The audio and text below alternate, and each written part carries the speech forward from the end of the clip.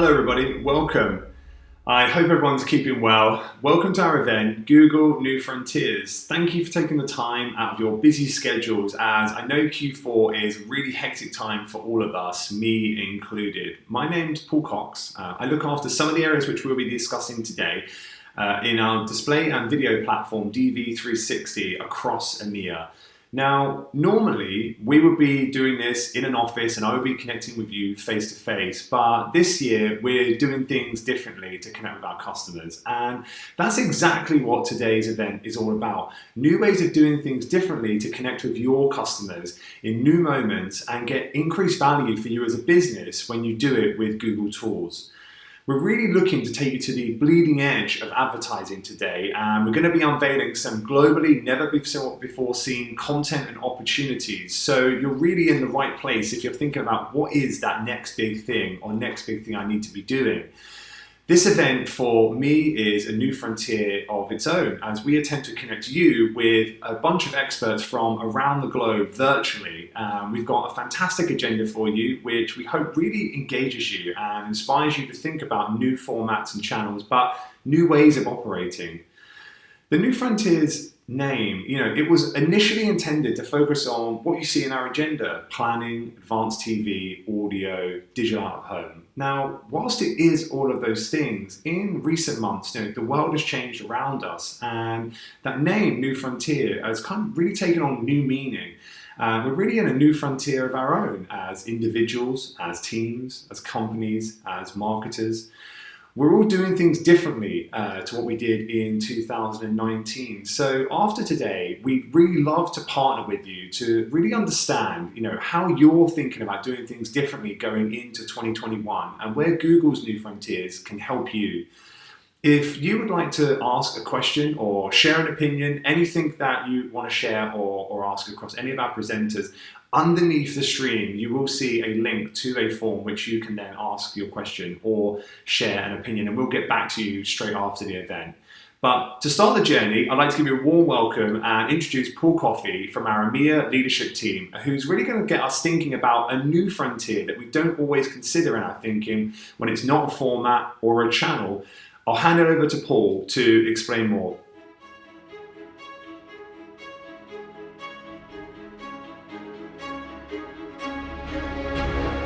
Thank you, Paul. Hi, everyone. My name is Paul Coffey. I am Google's Director of Platforms, Partnerships and Ads Privacy for Europe, Middle East and Africa. So there's an exciting new frontier upon us. We believe that new technology solutions can help drive better outcomes for your campaigns. And it's something we call the precision era. So when you think about it, our industry has not been a real stranger to change. We've come quite a long way since even I started off back in 2000, 20 years ago, in online advertising. Back then, we used the best of the offline world and applied it to the new media opportunities that we had. So we took, classic large audience groups and demographics. We applied those to a top list of websites linked to those demographic profiles. And then technology like DoubleClick came along, which improved our ability to drive better measurement and to consolidate buyers in one place and to optimize the campaigns we were buying against. And we call that the broadcast era as a reference and homage to the old world. Then we moved to the precision era. As technology got better, we hit this golden age of programmatic, which enabled us to hit the right person at the right time for the right budget. We were able to optimize bids in real time. However, some of these techniques became outmoded when user sentiment and regulatory frameworks meant that we had to start evolving our approach to driving online optimization and marketing. And this is why we think we're now in the predictive era, which is where we can move campaigns into a smarter mindset, made possible by advances in analytics, in cloud computing and machine learning. And in that way, we're able to build better experiences for our users and also drive higher performance outcomes for campaigns. And we'll look back at the blunt techniques of the precision era in the same way as we look at those quaint old days 20 years ago. And whilst the predictive era offers a lot of promise, there are also major structural challenges to overcome. This ranges from evolving consumer behavior across multiple surfaces, their changing expectations of what they expect in terms of consent and privacy, but also customization. Also, ever-evolving regulatory changes on what's permissible. And structural challenges around data strategy and technology solutions and the partners that you need to execute those solutions through. And we can boil these challenges down to 3 simple statements.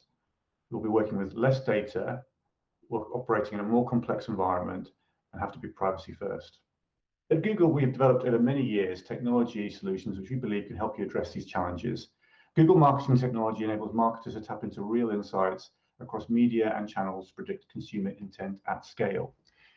You can put the right actions behind that power and go from a fragmented planning approach and chasing intent around the web to building an engine that predicts what people need throughout their user journey.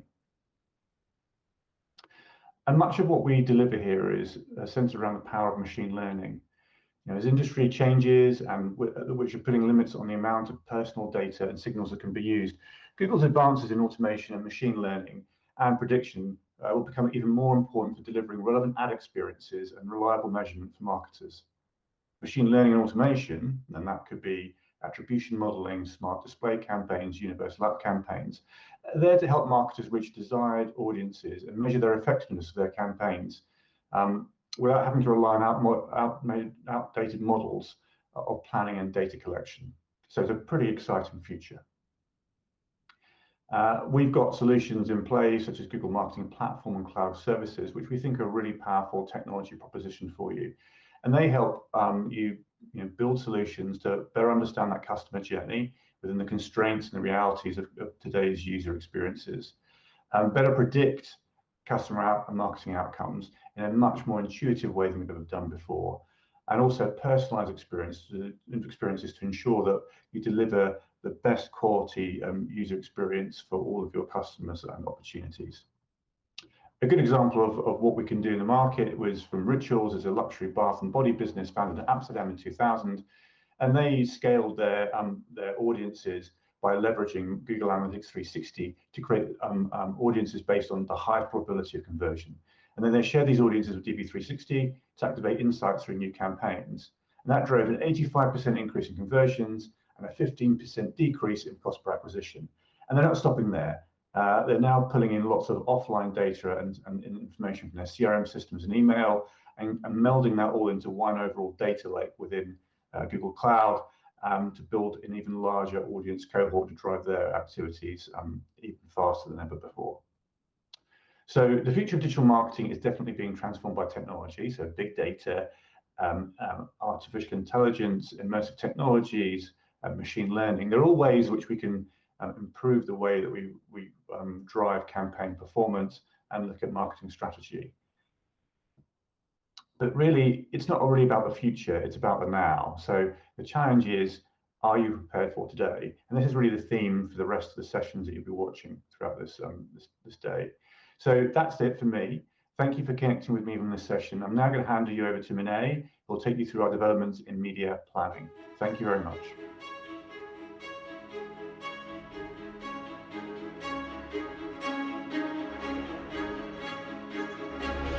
Thank you, Paul.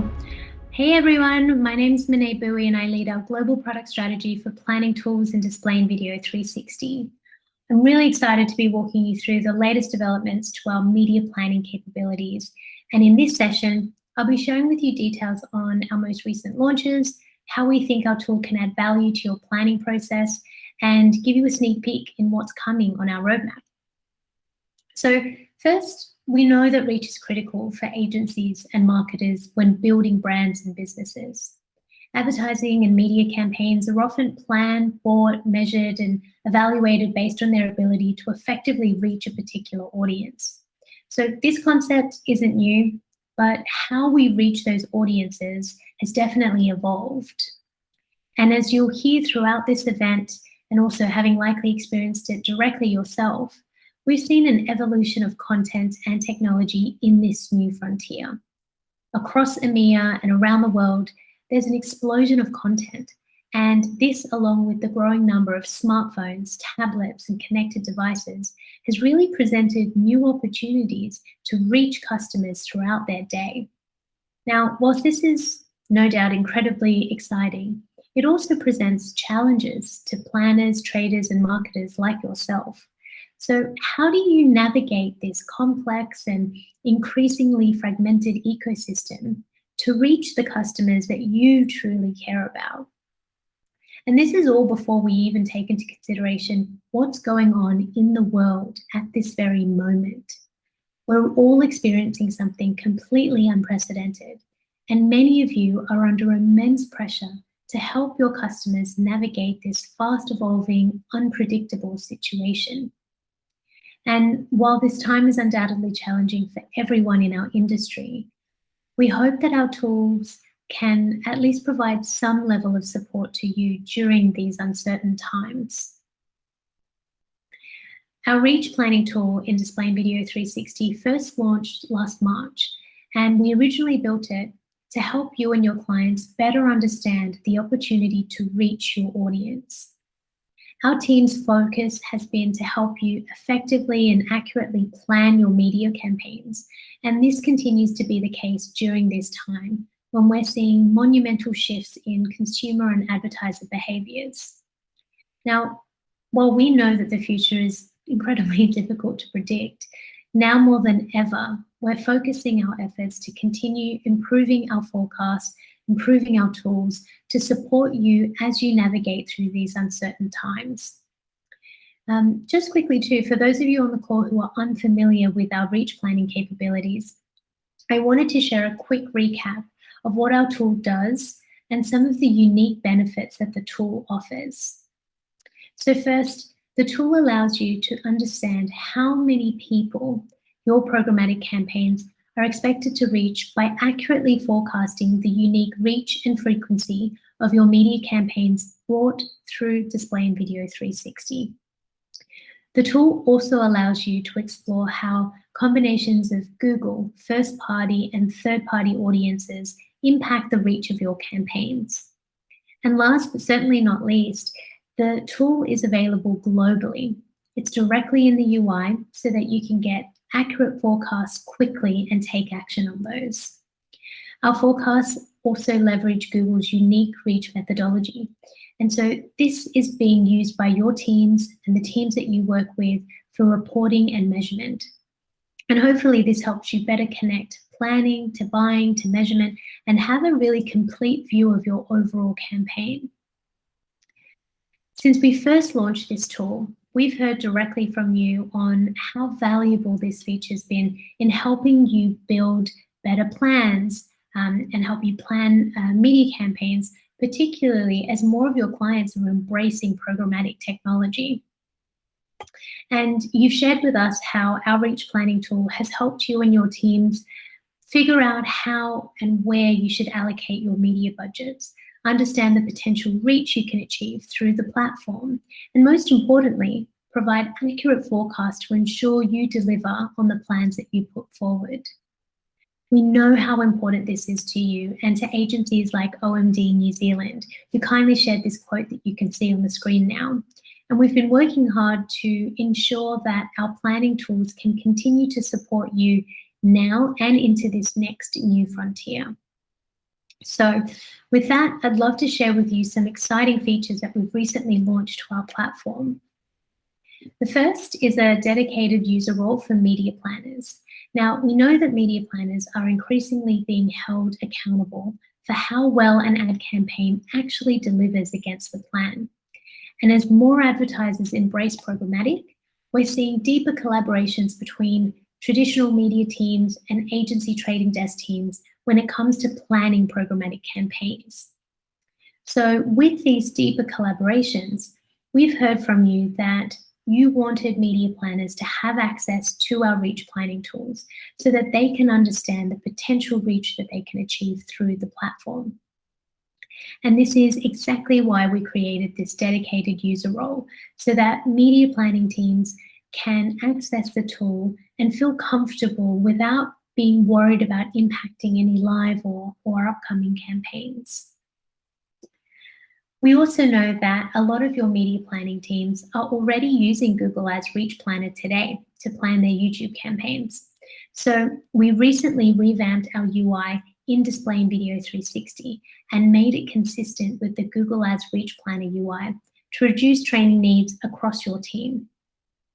This way, if your client is buying media through Display and Video 360, your teams can use the planning tool in Displaying Video 360 and understand the reach of YouTube alongside the rest of the campaign without having to be an expert of the DV360 platform. We've also recently launched a beta called Default Settings, which is an assistive feature that helps you save time by applying the most commonly used settings to your plan. Now, this feature can not only provide efficiencies in your planning process, but we believe can also help media planning teams better navigate the tool. So we know that when it comes to programmatic buying, there are many controls and levers that impact the overall reach of your campaign. But these may be too tactical or granular for media planning teams to have knowledge of. So with default settings, teams can have confidence that the forecast that they see in the plan will actually be delivered. And then finally, we launched publisher and URL forecasting to beta. This is another step towards allowing you to plan and understand deduplicated reach across your entire digital campaign. So that was a very quick snapshot of a few of our most recent launches. And as we look towards the future, our vision for planning in Displaying Video 360 continues to be focused on providing an intuitive media planning experience that allows you to reach your audience and meet your campaign goals. We will do this by providing you with actionable insights, forecasts, and recommendations across all of the media you buy on our platform. And as we look to 2021 and beyond, we're continuing investments into this product area. So, as promised, here is a sneak peek of just a few things that we'll be focused on next year. First is closing the gap on coverage. We want to allow you to plan across all the media you buy on our platform, and that includes deals that you've struck with publishers. So coming very soon to beta will be the ability to forecast existing deals and deal IDs you have in the platform. This will allow you to understand the deduplicated reach across your overall campaign, across YouTube, Open Exchange, and all programmatic deals. So this includes programmatic guaranteed deals, as well as non-guaranteed deals such as PMPs. This launch will also help you better plan for emerging formats such as CTV and audio, which we know are mostly transacted via deals today. Another major investment area for us will be focused on leveraging TV data to enhance our reach planning capabilities. With TV data in reach planning, you'll be able to discover what that optimal mix of TV and digital budget is in order to maximize the reach of your media plan. And to do this, we'll be using actual historical TV data along with simulated digital data in a single reach curve to help you understand the incremental reach that digital can deliver as a complement to your TV campaigns. Something else we'll be focused on is expanding signals and coverage to better support planning for emerging formats such as CTV and audio. We know that planning is a critical part of the overall buying process for these formats. And while support for deal IDs is a great first step, we know that there's more we can do to enhance the planning capabilities to help you more effectively plan for these formats alongside the rest of your campaigns. And then finally, as the ecosystem continues to evolve, we remain focused on improving our forecast methodology, our signals, our coverage to help you better plan and navigate these changes. And of course, we welcome your feedback and partnership on areas where we can continue to innovate to better support your planning needs. I hope you found that useful and that you're just as excited as I am on the future of our planning tool. Thank you so much for joining us virtually today. As you can tell, I am really excited about this tool and by the positive feedback that we've heard from customers, but there's more that we can do. So if you're already using the Reach Planning tool, please continue to share feedback with our teams. And if you've not yet tried the tool, I encourage you to do so. and welcome any and all feedback that you may have to help us continue to improve. For any questions, please submit them via the form below. And thank you. Take care, enjoy the rest of the event, and until next time, I'll pass it back to Paul. Thank you so much.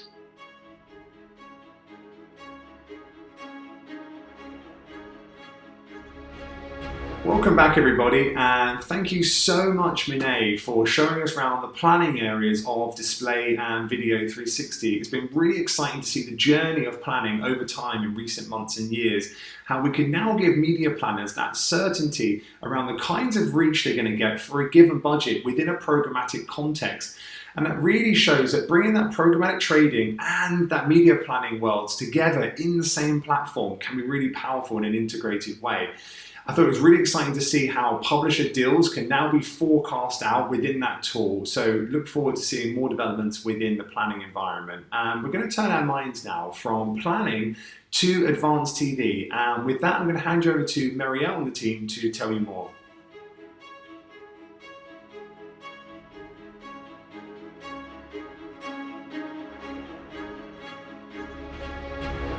Hi everyone, my name is Marielle Mindlin and I lead our global strategy for connected TV in Display and Video 360. I'm thrilled to share with you today the exciting opportunity that connected TV brings.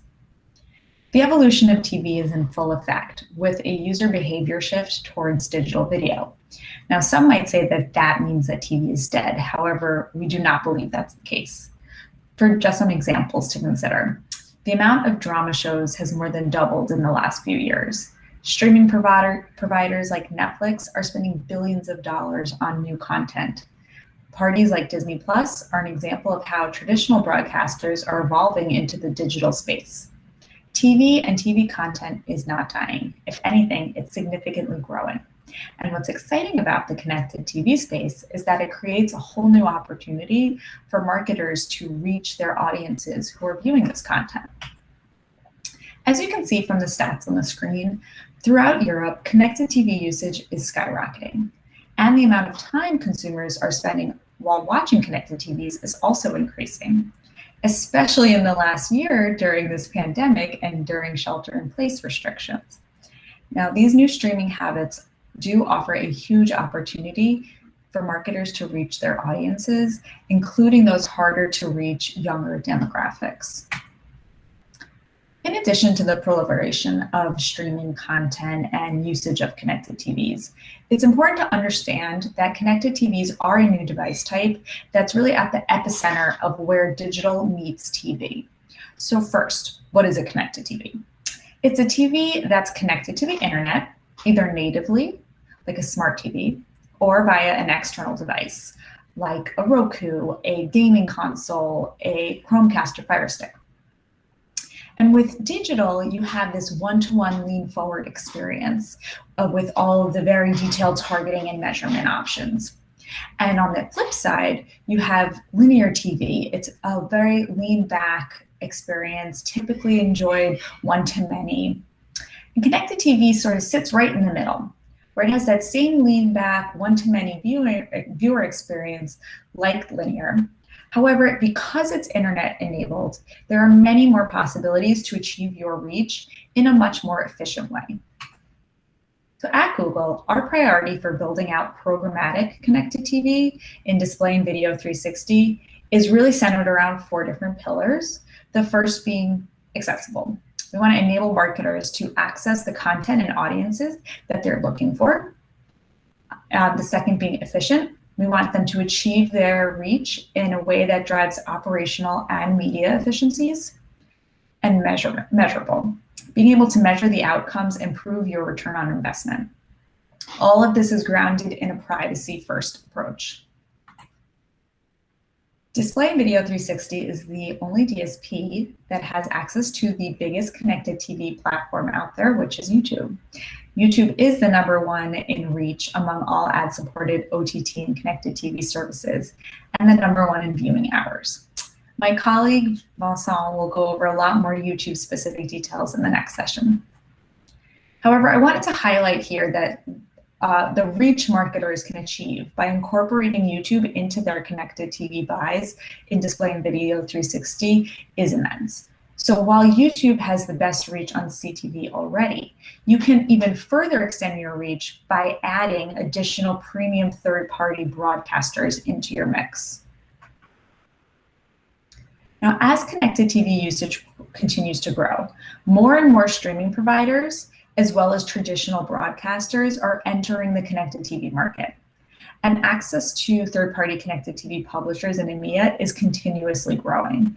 It's a huge focus area for our internal teams to make sure that we're able to provide access to the most strategic BVOD, broadcaster video on demand, and AVOD, ad-supported video on demand services, so that marketers can effectively maximize their reach through our platform. And as more and more content providers enter the space and their inventory is made accessible via programmatic pipes, it can be a challenge to keep up with all of the options that are available. That's why in Display and Video 360, we launched our new TV marketplace to help marketers easily find those publishers and packages that best match their campaign objectives.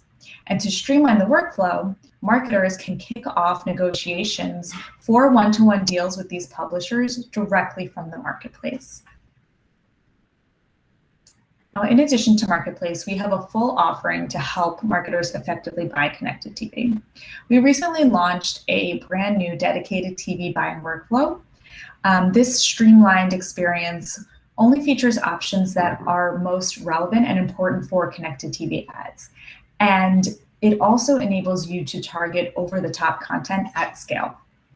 Now, frequency management is one of the traditional digital benefits that extends to connected TV, which helps marketers drive efficiency with who they're reaching and how often.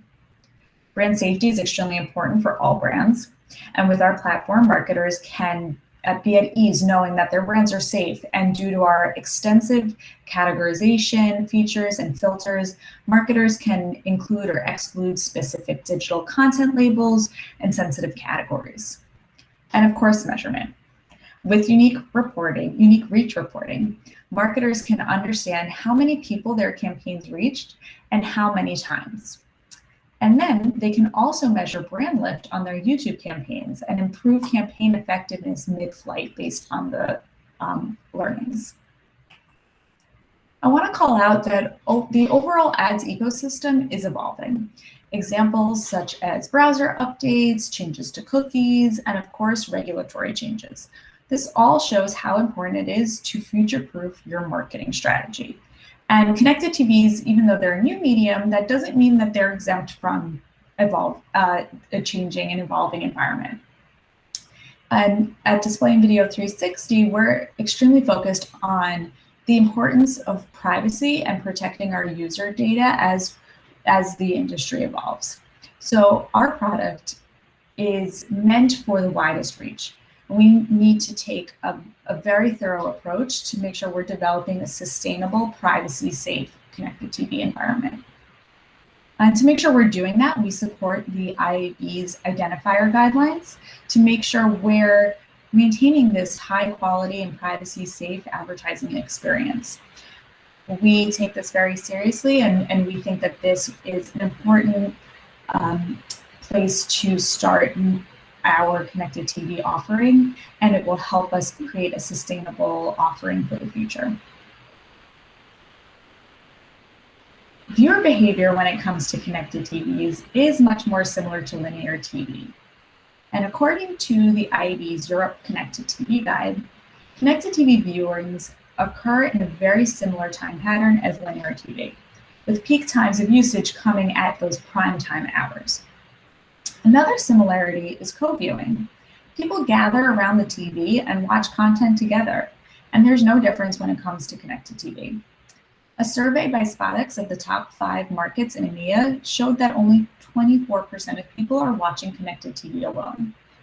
So as we look to the future and we move forward in this connected TV world, we're building out capabilities to make sure that marketers are better equipped to understand the full audience that they're reaching on a connected TV, and that they're able to measure that reach accurately.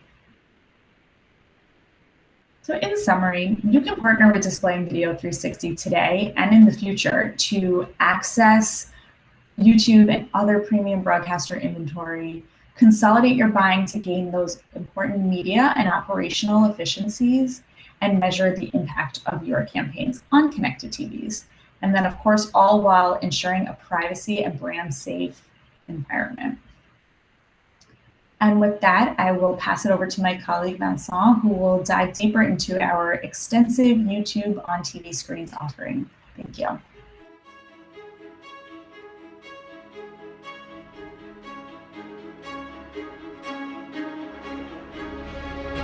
Thank you, Marielle. Hi, everyone. My name is Vincent Prinseau, and I am a regional product expert for reach and awareness on YouTube. Specifically, I'm here today to talk to you about YouTube on TV screens. So, why TV screens matter? Well, first thing to see is that it is YouTube's fastest growing screen in all our markets. And it is growing really fast. 85% watch time growth over the last year in the UK, or 70% year-on-year growth for Germany and France. But what is really interesting to see is that this impressive growth does not necessarily mean that TV screen is only nascent when it comes to YouTube. In fact, this is already massive in most of our EMEA markets. Over 20 million people are watching YouTube on their TV screen in the UK every month. That's 40% of the UK digital population. And there are over 15 million in Germany and France, and over 9 million in Italy. Like on any other device, people go on YouTube for the wide variety of content they can find on the platform. Still, we see some dynamics that are specific to TV screen. Because YouTube on the big screen allows for bigger image and better audio, we see higher than average watch time growth in content categories such as feature-length movies, live content, TV shows, and sports. And we see different user behavior when people engage with YouTube on the TV screen. It's often enjoyed with others, unlike the more individual experience on the mobile device. In a recent custom Nielsen study commissioned by Google in the US, we found that 26% of the time, multiple 18+ viewers are watching YouTube together on the TV screen, compared to 22% on linear TV. Now, let's have a look at some of the unique capabilities you can leverage on YouTube to connect with your audience on TV screens. A few primary examples of this include high-impact formats, advanced audiences, effective frequency management, or video ad sequencing.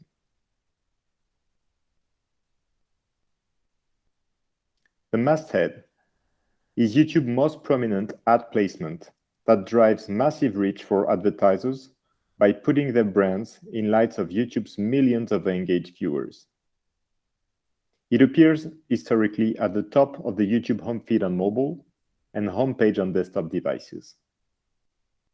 It is now available on TV screen with an incredible and impactful user experience. And you can also now use extended targeting options as well as frequency capping and flighting on the masthead unit. You can also leverage YouTube on TV screens to run your regular in-stream formats. Think bumper ads, TrueView for reach, and non-skippable ads for reach and awareness purposes, and TrueView CPV for consideration goals. As on other devices, you can access the whole range of YouTube targeting capabilities on CTV and customize your buys to the audiences that are more important to you based on demo, interest and habits, and intent or action. One audience that can be particularly interesting to leverage on the big screen is live TV viewers, so that you can maximize coverage on people that are harder to reach on linear TV. Video ad sequencing is an approach that empowers brands to tell the story in a chapter-like series of video ads delivered to a consistent audience as they move through content across devices. Research shows that video ad sequencing has a positive effect on brand metrics across the customer journey and, when done right, can open up new forms of storytelling and connection between brands and consumers. This is an approach that works well for TV screen, as well as in combination with other devices. The last capability I wanted to talk to you about is measurement. On top of unique reach and frequency reporting that is available through Google Ads and DV360, I'm glad to announce that we are now able to measure the brand impact of your CTV campaigns using brand lift surveys. And this works on YouTube through all buying doors. Now, how to take action? How to make the most of the connected TV opportunity on YouTube? First step is to add a dedicated TV screens campaign to your cross-device campaign. Cross-device is obviously still key to deliver massive reach and frequency on YouTube to match your media goals. And by adding a dedicated CTV campaign on top, you're making sure that you are following eyeballs and maximizing your presence on the big screen. And also, try the YouTube Masthead on TV screens to capture attention of all YouTube viewers on for a new, impactful ad experience in the living room on the homepage of YouTube. Thank you so much.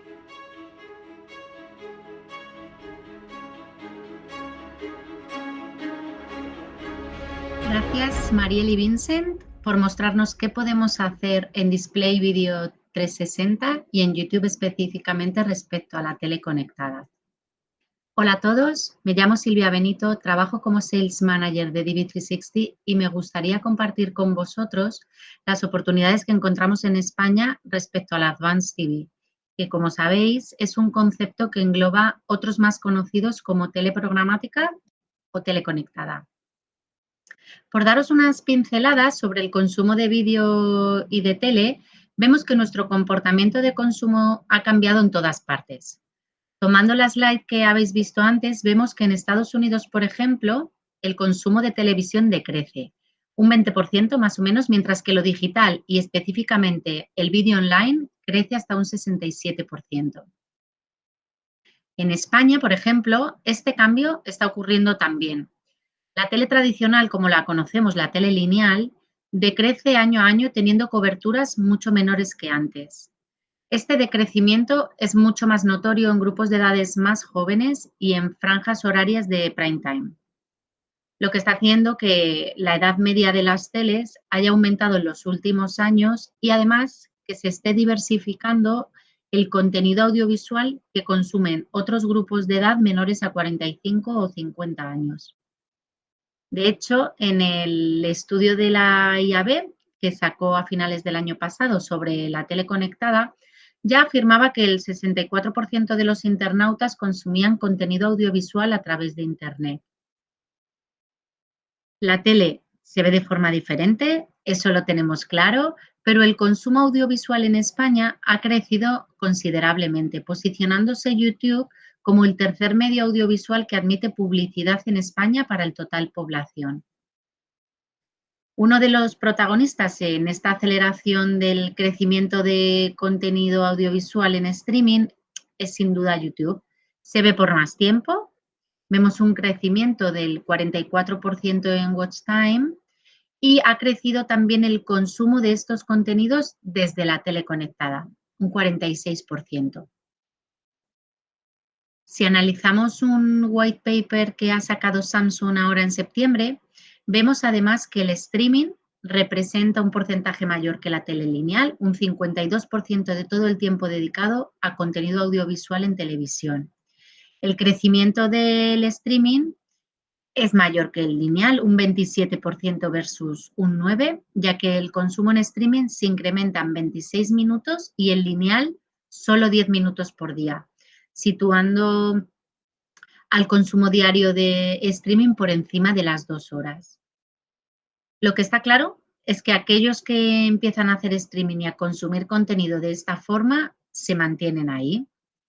El vídeo bajo demanda, el AVOD, que es aquel que tiene publicidad, y el SVOD, o que es el que tiene una suscripción, son los que más crecen este año. Y el AVOD específicamente el que más reach tiene con un 37%.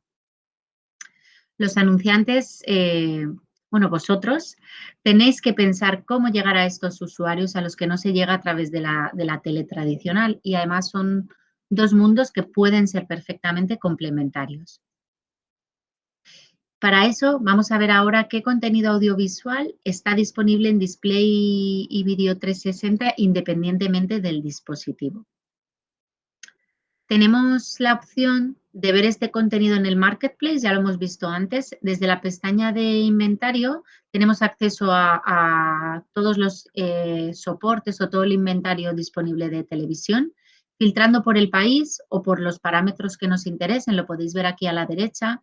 Nos aparecerá el listado de los publishers principales, como podéis ver aquí en esta slide. Tenemos, por tanto, la posibilidad de llegar a este inventario de YouTube tan potente y mucho más en la pantalla grande, ¿no? Lo hemos visto con Vincent, que nos lo ha contado antes, pero además tenemos la opción de consolidar inventario de terceros, tanto de los principales canales televisivos como de las OTTs. Y esto lo que va a hacer es que nos va a ayudar a maximizar coberturas y a eficientar la compra, ya que vamos a poder gestionar frecuencias. Por daros unas pinceladas o contaros qué soportes están disponibles en España, bueno, pues estos serían los principales. Tenemos acceso a las principales teles, Mediaset, A3 Media, Eurosport, Sun Media, que recogería todas las teles regionales. Y luego tenemos acceso a inventario de OTTs, como son Rakuten TV, la home screen de Philips, TV Plus, que es el inventario de Samsung, Roku, ESPN, y más que irán integrándose para poder ser comprados de forma programática. Todos estos soportes, si queréis ver cuántas impresiones tenemos disponibles en Connected TV, en teleconectadas, siempre podéis sacar un reporte de disponibilidad de inventario, un Inventory Availability Report, que os va a dar esta información.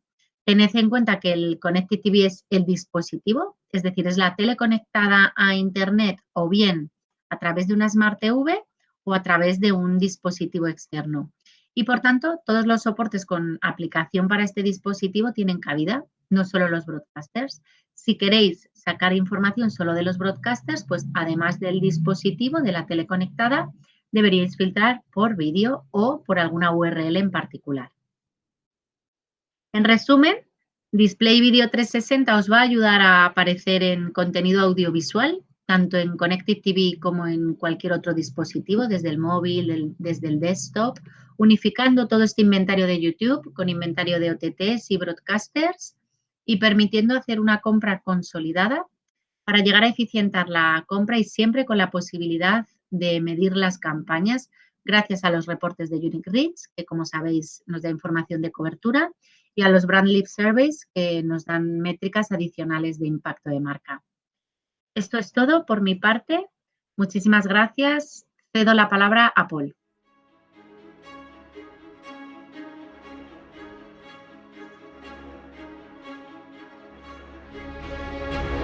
Welcome back, everybody, and thanks so much to the team there for presenting Advanced TV. I thought it was really interesting to see the developments both in DV360 as well as our very own YouTube in this area.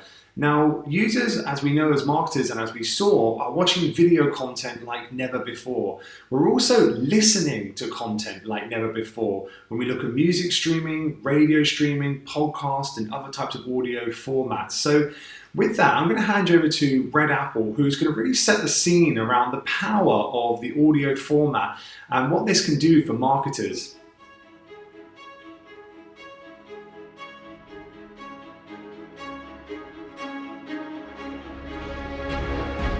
The following session is best enjoyed with headphones, so please put in your headphones, sit back and enjoy.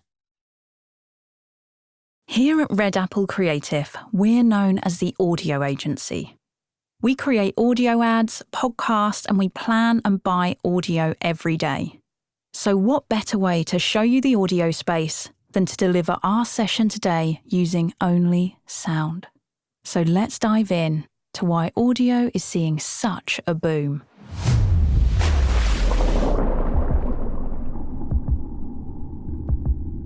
Audio is going from strength to strength, with recent years being coined as the golden age of audio.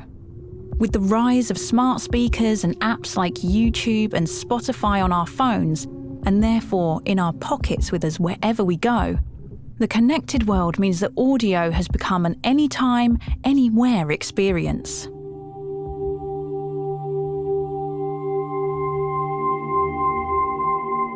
On an emotional level, which is key to successful advertising as we all know, audio has the power to move us.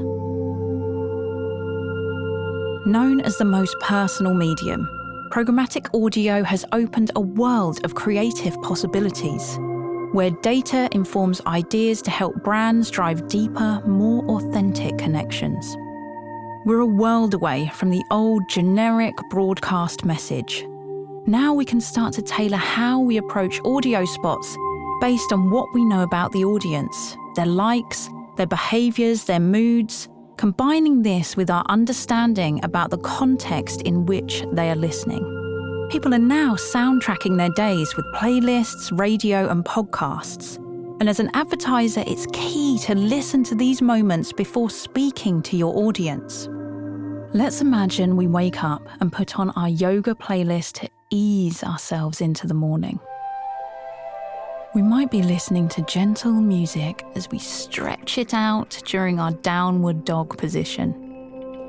And now imagine an ad for a brand new blockbuster action movie interrupting our moment of zen. In a world threatened by a giant robot,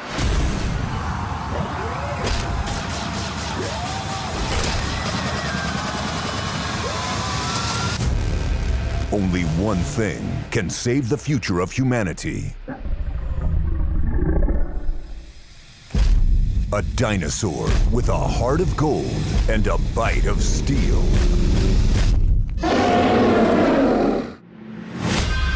Witness the fight of the century. When it's the future versus the past, there can only be one winner.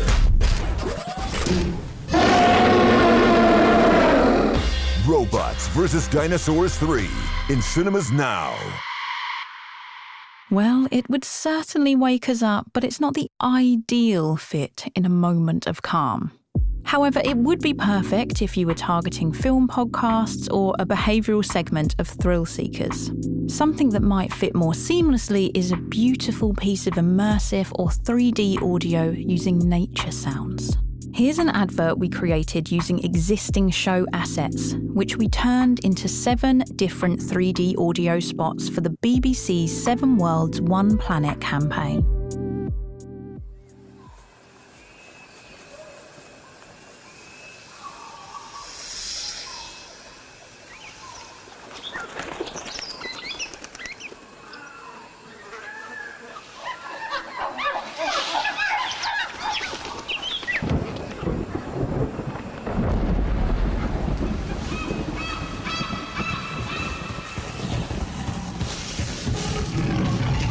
Asia. 7 Worlds, 1 Planet continues Sunday on BBC One and BBC iPlayer. Click now to experience more. The beauty about great audio is that it can be incredibly visual, and it has the power to take us all around the world, perfect for travel clients. Audio's theatre of mind draws from our memory to create pictures in our imaginations. So not only can we travel the globe, but we can create super fun fictional scenes with just a few sound effects. Here's an example of a client we worked with who had animated video assets. They struggled to see how these ads could translate into sound. So rather than explain, we showed them. Here's one of 6 audio ads. The Sour Patch Kids were a naughty little bunch. They snuck into a giant rocket ship once with a big red button that said, "Do not press." But one little guy did, and boy, it was a mess. He shot through the stars like an acrobat, and his buddies did nothing, just stood there chewing gum. Now imagine that. Sour Patch Kids gum, available in stores. Sour Patch Kids, sour, sweet, gone. Aside from having great fun painting worlds with sound, you can use music as a powerful storytelling tool. The FDA wanted to warn young audiences about the dangers of vaping and the risks of inhaling deadly metals into their lungs. The solution? To reverse genre target. We chose to target people listening to upbeat genres like pop music with a purposefully disruptive spot using metal music to underline the client's message. Here's the ad.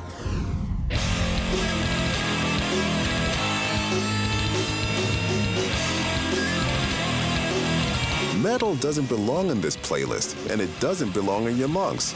If you vape, you can be inhaling metals like nickel, chromium, and lead that can injure your lungs. Know the real cost of vapes at what'sinavape.com. Brought to you by the FDA. Using data as part of your creative approach really helps to make your audio campaigns more personal. And we can't touch on personalization without thinking about dynamic audio. Dynamic audio is a way to deliver hundreds, thousands, possibly millions of variants of your brand's message. You can deliver the right message at the right time to the right audience based on the real-time signals being received. The main lookout for dynamic audio is to make sure that it adds value to the listener. Don't make something dynamic just for the sake of it. Ask why and what problem it solves or what unique quality it adds. Dynamic audio is perfect for always-on campaigns with frequently changing messages, or geo-targeted offers across large retail, auto, or FMCG verticals. And dare to think differently with dynamic. The music you can hear comprises of several mixes cut together of the world's first advert, where the music mixed itself dynamically. We composed individual music elements and used a dynamic randomizer function of the technology so that each sound bed would randomly create and mix itself under the locked voice, making the ad itself a piece of unique composition and audio art. The ad was for a world-renowned arts and music university, with a brand message about different perspectives coming together, so the fit was perfect. Here's the ad with the voiceover for context. You know pi is 3.14. A haiku has a total of 17 syllables. 5 gigahertz is faster than 2.4. But how do you describe yellow? Can you quantify it? And how do you know your yellow is the same as mine? It's like this music. Every element has been randomized, so everyone could hear something unique. So maybe your version of yellow is different to mine after all. The world is full of opinions, ideas, and voices. It's time to find yours. Endless possibilities. One Goldsmiths. Search Goldsmiths, University of London. So finally, let's recap on the best practices to consider when you're making award-winning audio campaigns in the future. Always tailor your message to the context and split into multiple messages for multiple audiences or platforms whenever appropriate. Consider the data to get more personal with the creative idea and use dynamic when it adds value or creative functionality to underline the campaign message in a clever way. Finally, immerse your audiences with standout 3D audio production. And most importantly, only ever put a dinosaur in at an appropriate moment.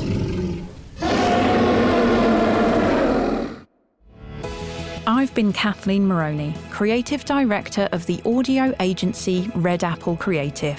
Feel free to reach out to us anytime for advice, ideas and production on all things audio. And I hope you enjoy the rest of the event. Thanks for listening.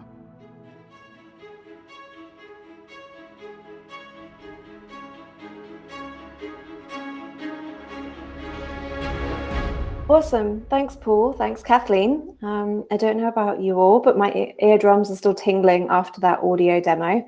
I love how audio creative can really hook in the listener and capture their imagination and their attention. So, as a quick intro, I am Emma Crawford-Prajapati. I am a creative product lead here in EMEA, and we're moving into now a more visual demo where I'd like to show you one of our new creative tools that launched earlier this year called Audio Mixer. Now, I just want to acknowledge one of the things that Kathleen said in the last section, which is really that a lot of people do dynamic creative on audio, well, to be honest, on all formats, but definitely on audio a little bit for the sake of doing it and not necessarily where it really suits the goals or the objectives or the creative efforts. And while at Google, we are working towards a new dynamic audio solution, hopefully launching early next year, we have in the short term launched Audio Mixer, which I think is important for users of DV360 to sort of take some time with, because it will help get them to understand and work with audio and the individual assets that are required. You can do your own beginnings of testing and learning and adaptation, but that also means that you'll be in a better place to actually tackle audio creative once it's ready and launched. And you'll already have some basic understandings. You'll already know how to work with the different elements and assets. And I think that will be pretty powerful. So getting straight into it, this is our format gallery UI. You should have all seen this before. And obviously it has all of our creative formats, but what you may have seen, hopefully, in the last couple of months is audio and Audio Mixer. So I'm going to take you through Audio Mixer's UI. This is a tool that allows you to upload all of the individual audio assets, mix them, and then deliver a final creative campaign or a final creative of audio. So you would come in here and you can upload your voice assets, music assets, and different sound effects. You can upload actually 5 assets per creative. Then you can add your landing page URLs. The effects tab is probably the most important piece, because here you can actually start tinkering with the individual creative elements. And then you can upload your companion creative. So whether it's HTML5 or images, and here you would then be able to see everything you've uploaded here. This area is to preview, so you can click the little eye and then see the actual companion creative, the display creative, and then the final audio asset. And then in this section, you would just change the name or add any serving properties and things like that. It's pretty standard for the rest of Ad Canvas. So instead of watching me upload assets, I'm just going to flick to another tab where I've uploaded some assets that I already have. Now, we have a set of fake brands here in Google, and I'm going to talk about Vibrato, which is our auto brand. So I've uploaded the voice track and the voiceover, the sound effect, which is effectively a car engine, and then the music track that we have for our Vibrato brand. Once you've uploaded these tracks, you can then start moving them. So you can actually move these individual tabs, dragging and dropping if you want them to start a little bit later. So for example, I actually do want the voice to start a little bit later. And I do want the car engine to start towards the end. And then I would want the music to be a little bit shorter. And I can drag and drop that as I need here. And as you can see, it just updates on the fly. But you can also obviously do this in the audio section and in the effects section as well. So I'm going to want to change the fade out and some of the gains, which I've already updated here. And I definitely want to sort of trim the sound effect. I actually do the most work to this.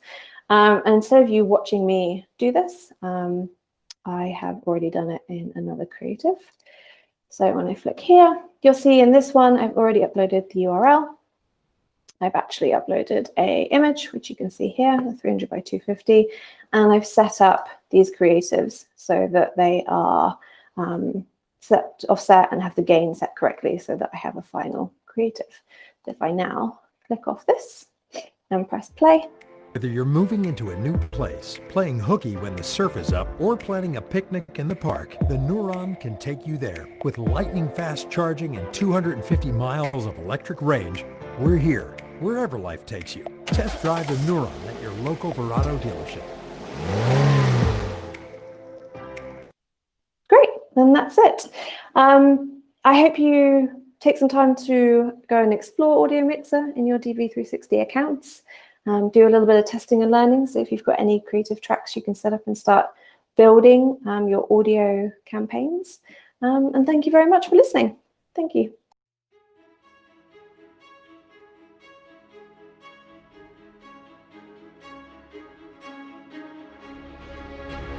Thank you, Emma.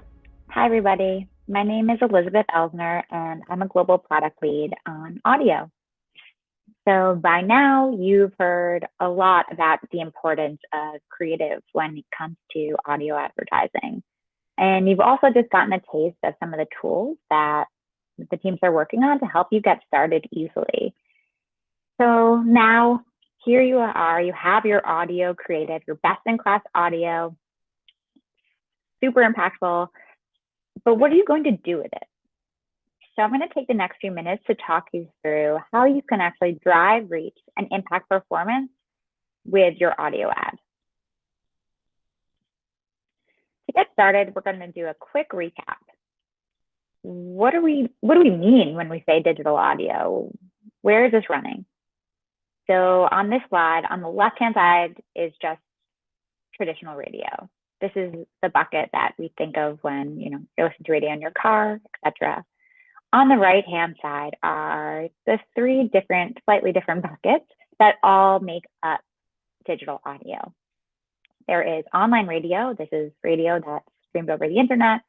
There is music streaming, things like Spotify, Pandora, and there's podcasts, all of which you have access to if you're running programmatic audio through Display and Video 360. So why is reach into digital audio important beyond that traditional radio segment? It's been around for a really long time. A lot of people use that in their everyday life. This probably comes as no surprise, but digital audio is becoming increasingly exciting. And it's an exciting space to work in, specifically with ads. And frankly, we believe it to be an underutilized channel for marketers. In fact, as you can see in the slide, eMarketer predicted that this year, 2020, would be the first time when adults would spend more time listening to digital audio content than they do terrestrial radio, traditional radio. Again, probably not a huge surprise, just based on how you're likely consuming content today. Beyond this, initial data indicates that this has likely even accelerated any predictions we had around the space because of COVID-19. And in fact, the mobile market has probably accelerated in general 2 to 3 years because of this as well. Why is this happening? There are lots of different factors that are coming together to really drive this trend. Part of it's the continued growth of popular music platforms like Spotify, YouTube Music, the emergence of podcasts as a major media phenomenon. And of course, it's this proliferation of new internet-connected devices like smart TVs and, assistant technologies, smart speakers, etc.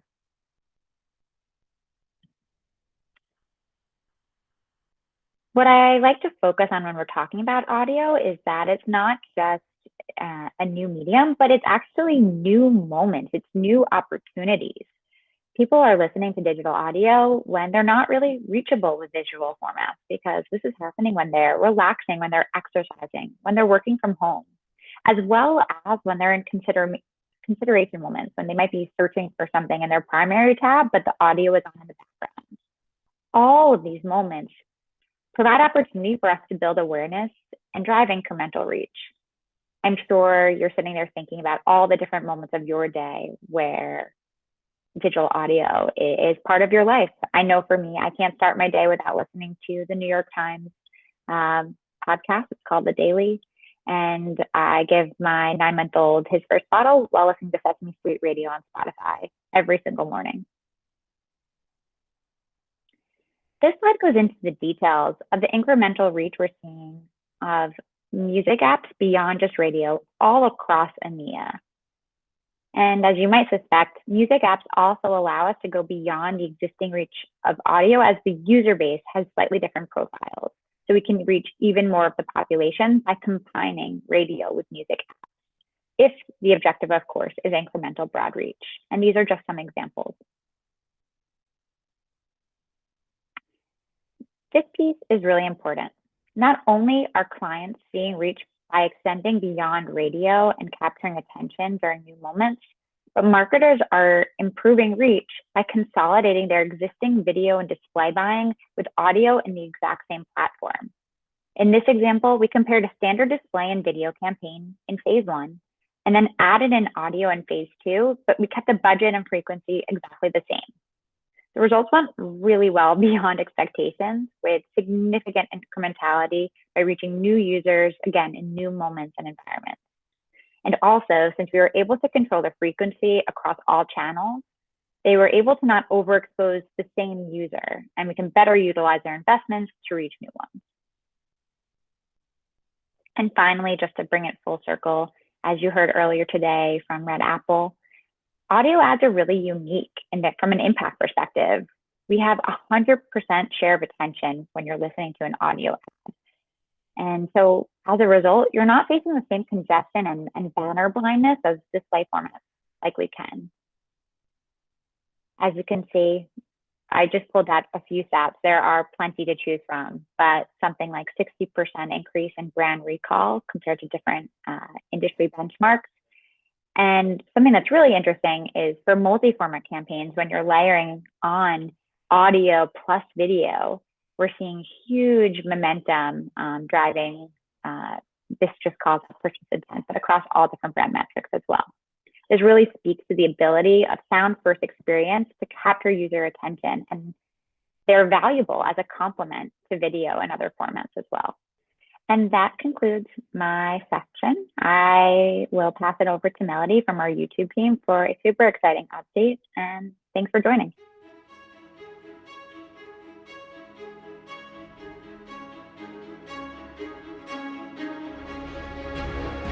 Thank you, Liz. Hello, everyone. My name is Melodie, and I'm a global product lead who looks after YouTube audio ads.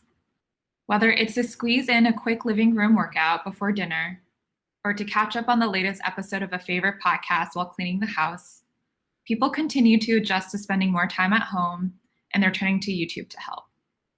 This is an opportunity for you as a marketer to revisit how you connect with people, using creatives and messages tailored to the various ways your audience turns to YouTube in their daily lives. With this in mind, we're introducing audio ads, our first ad format for listening on YouTube. Audio ads are joining the suite of YouTube ads so you can extend your brand story across even more relevant moments, whether YouTube is being watched front and center or playing as the backdrop to daily life. Since we are building for background and moments on YouTube, audio ads are characterized by creatives where audio soundtrack plays a starring role in delivering your message, while the visual component is typically a still image or light animation. Let's listen to an example of what an audio ad from Google Fi sounds like. Google Fi is a different kind of phone plan with simpler pricing and smarter coverage. Connect to over 2 million hotspots and 3 different 4G LTE networks, all under one simple, flexible plan by Google. Learn more at fi.google.com. Some creative best practices we recommend are: get your product name up front. You want people listening to know who you are. Clearly state the benefits of your product or offering. You want to make sure that this is easy to follow simply by listening.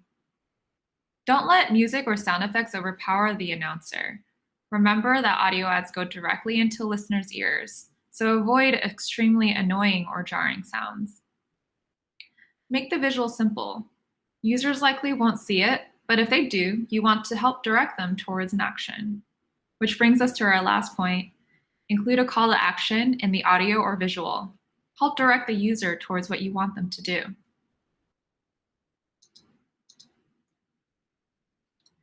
In the past year, we ran a trial version of our product, which demonstrated that over 75% of measured campaigns drove lift in brand awareness. We were thrilled to see such successful results in our alpha. Across the board, advertiser results were positive, demonstrating both lift in brand awareness and ad recall. These are just a few of the brands that we have participated in the alpha. We look forward to bringing this solution to even more brands. One of the biggest changes we are making, going from alpha to beta, is a huge improvement in the UI in DV360. During the trial setup, YouTube audio campaigns were extremely manual as we were still testing this format. With the beta, buying YouTube audio ads will become a first-class citizen in DV360 with its own supported buying workflow in the UI, creating a native, seamless, and easy buying experience for advertisers. And as you can see from the image, it's currently nested within the YouTube line item. Audio ads are available in beta via auction on Google Ads and DV360 on a CPM basis with the same audience targeting options, bidding strategies, and brand lift measurement capabilities as your other YouTube video campaigns. Using both video and audio ads together, you can reach more users with the ad format that's best suited for their YouTube experience. To start using audio ads on YouTube today, speak to your Google representative. Thank you.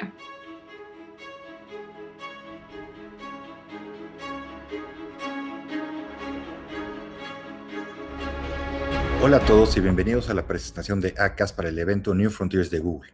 Es un placer estar aquí para hablarles sobre el poder del podcasting. Mi nombre es Sergio Domínguez y soy director general para México.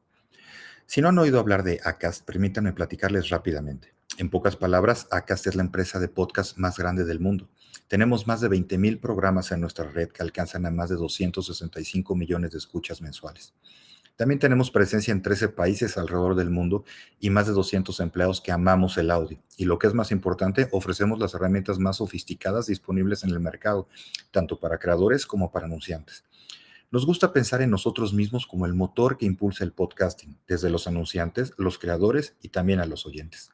Entonces, para empezar, permítanme platicarles de la escena del podcasting, en lo que ha sido, en muchos sentidos, un extraordinario 2020. Y echemos un vistazo hacia lo que vendrá en el 2021, que está a la vuelta de la esquina.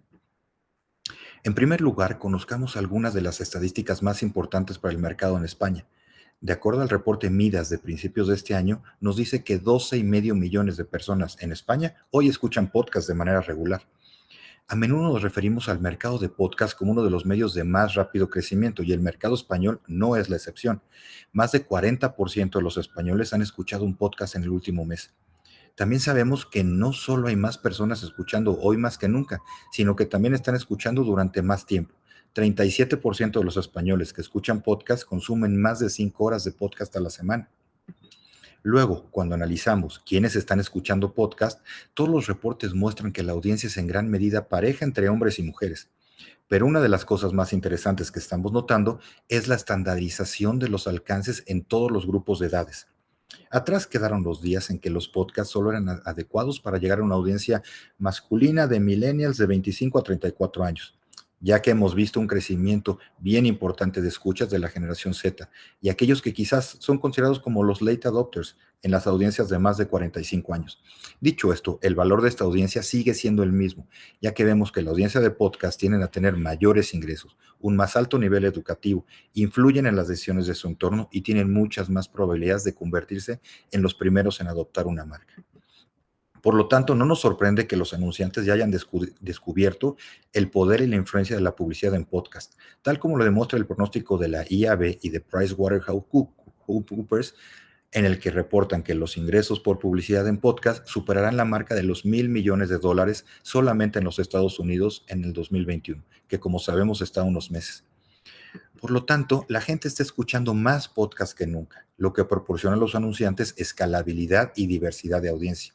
Pero en lo que realmente quiero profundizar es en el entorno único que los podcasts brindan a los anunciantes.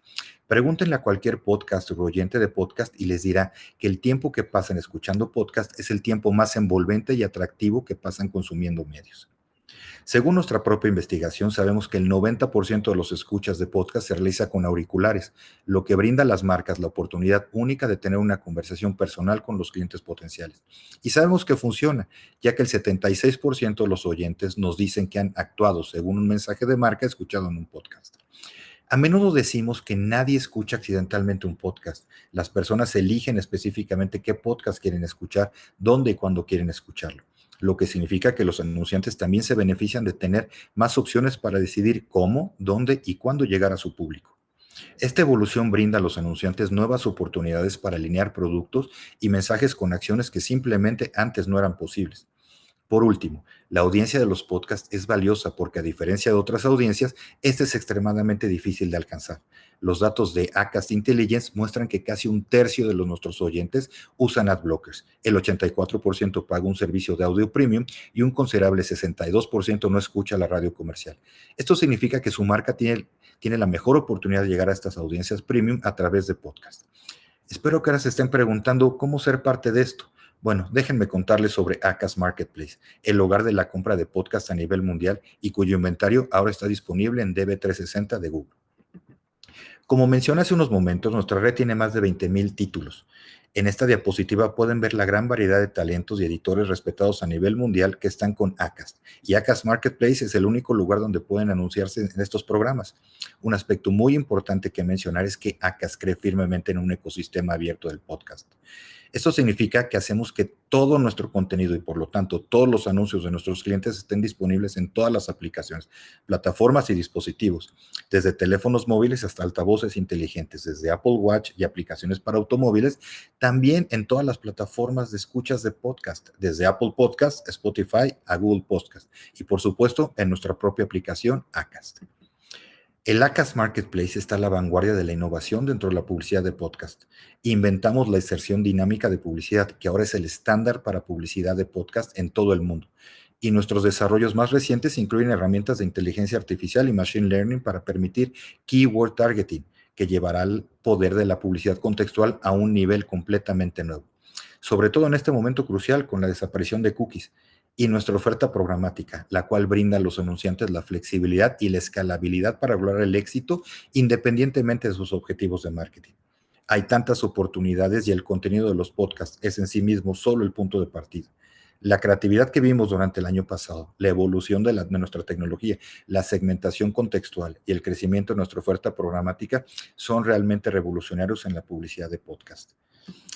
Y esto es todo lo que puedo resumir en una presentación de 5 minutos. Espero que hayan aprendido un poco acerca de nuestra fantástica oportunidad que ofrece el podcasting y puedan comenzar de inmediato buscando Acast en Google DV360, visitando acast.com o incluso enviándome un correo a sergio@acast.com. Gracias por su tiempo.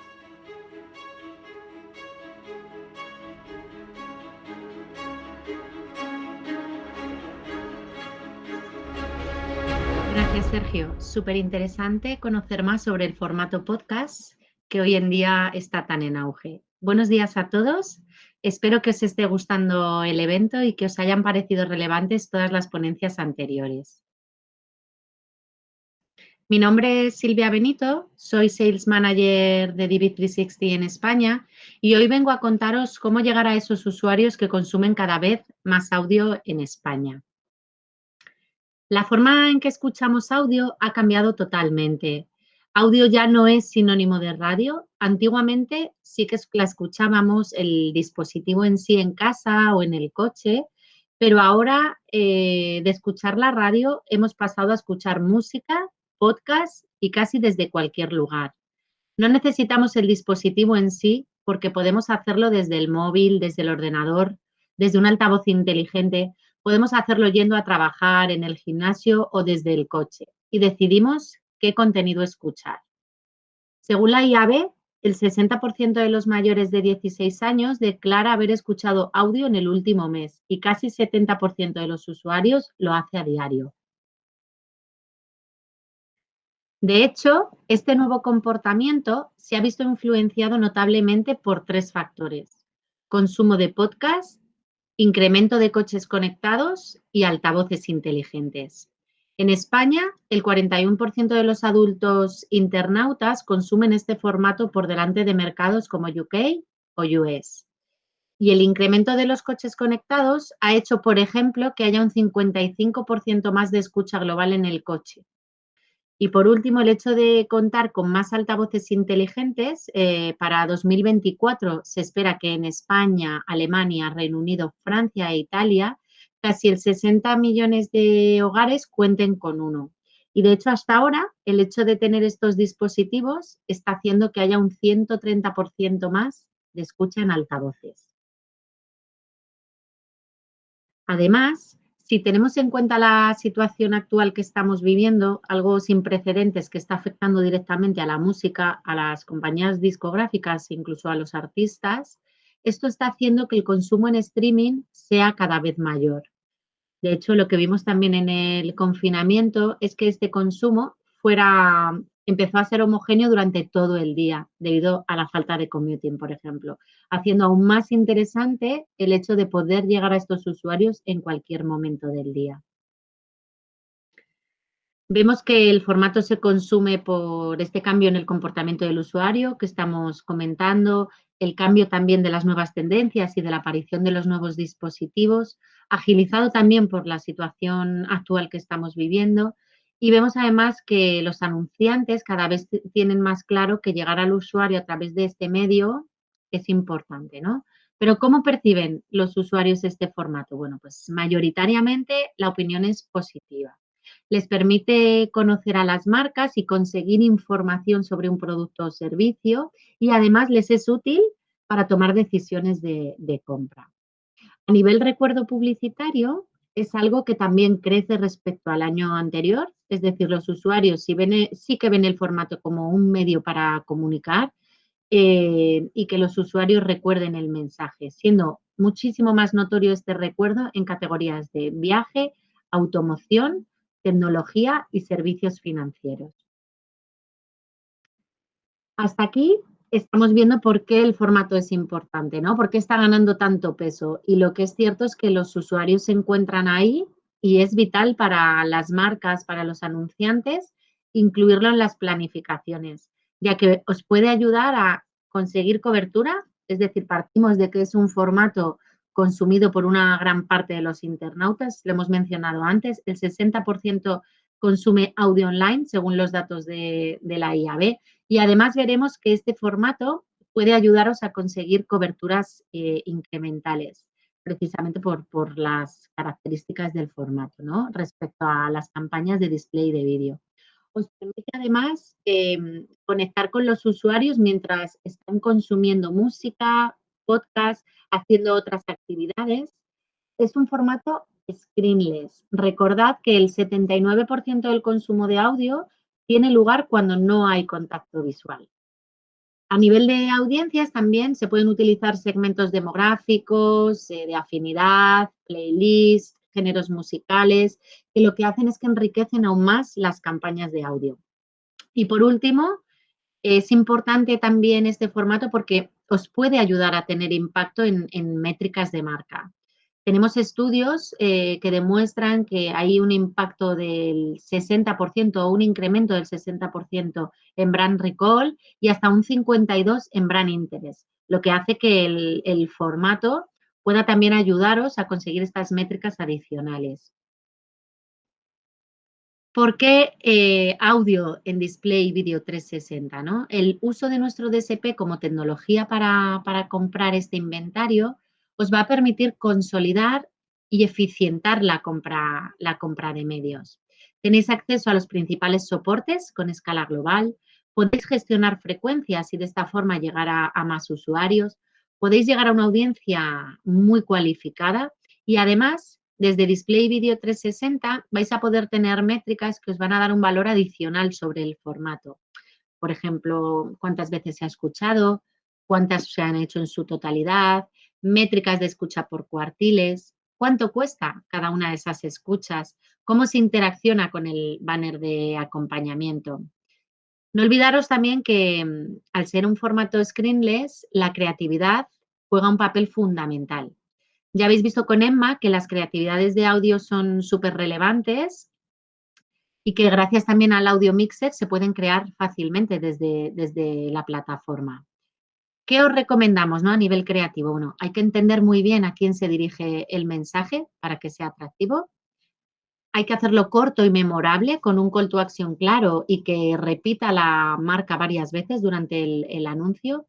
Y hay que compensar muy bien la voz con los efectos de sonido para generar un buen engagement. ¿Qué inventario tenemos disponible en Display Video específicamente para audio en España? Bueno, pues ya os lo ha contado Melodie, es algo novedoso.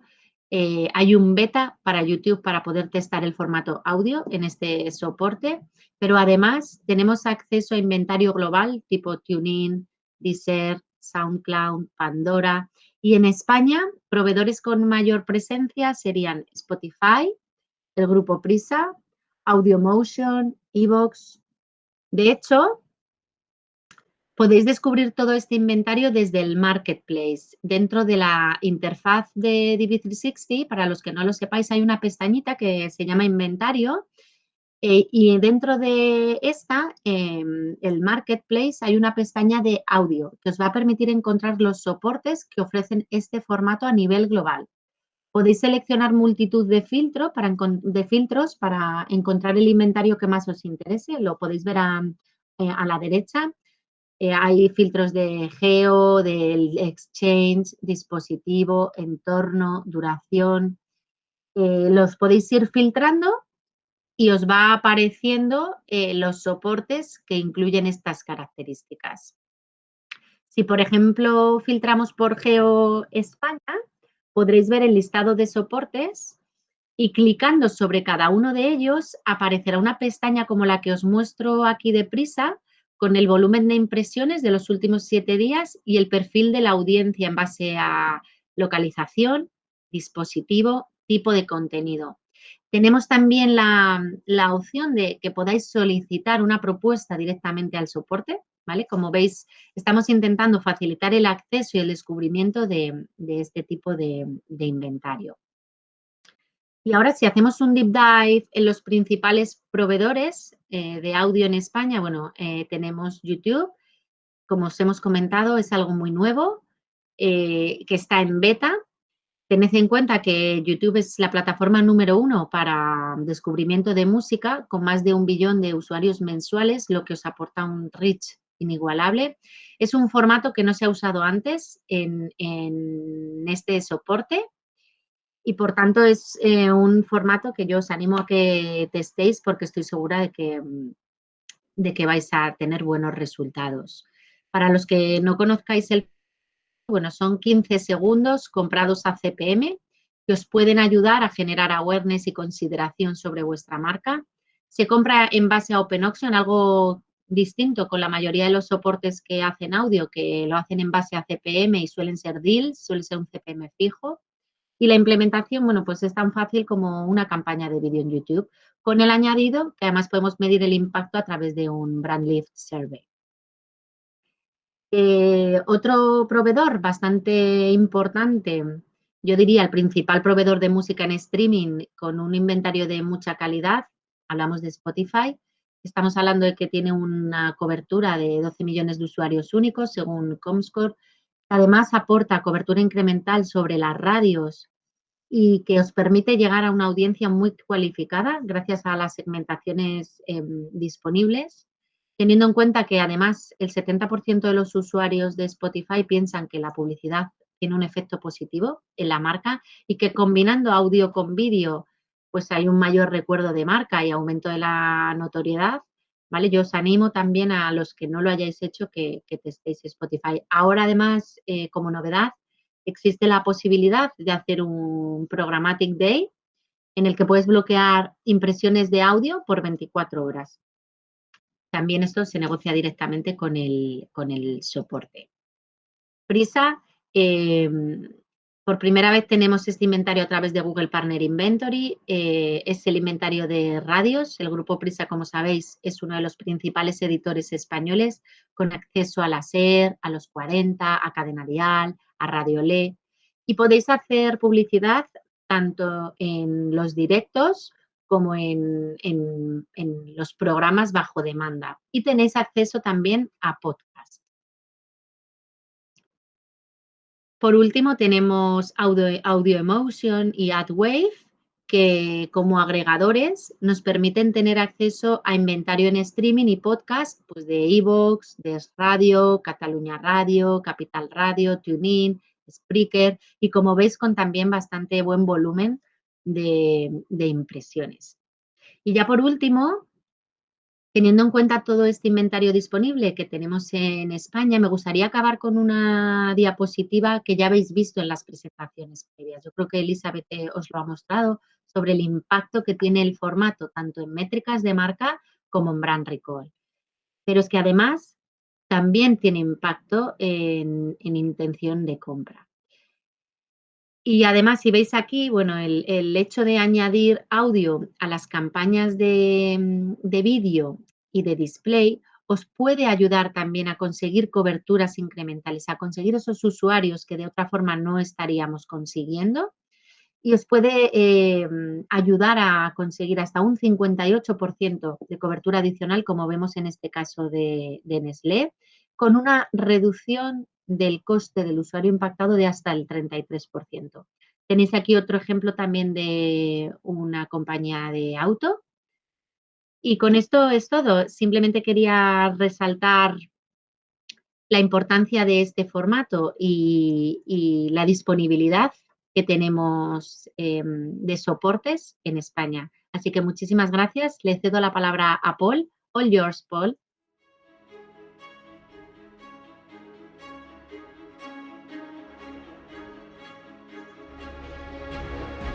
Welcome back, everybody, and thank you so much to everyone who was presenting the audio content there. Look, I'm just going to put it out there.